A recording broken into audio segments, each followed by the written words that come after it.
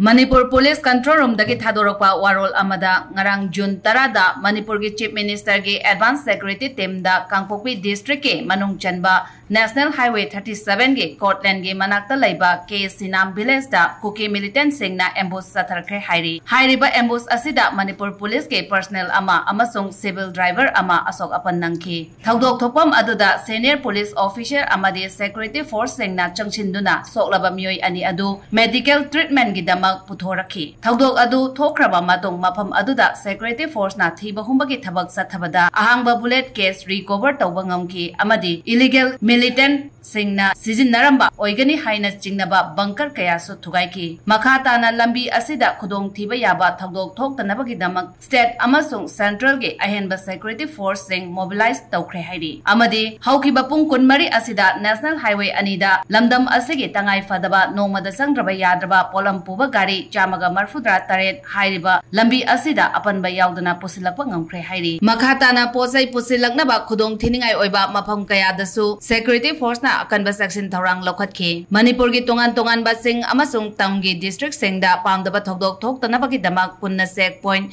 chamaga kunni thoida achat ok sing check tawada jingnaba mioi punna humpudra ni thoi fagatuna wang paung sathaki Hairi.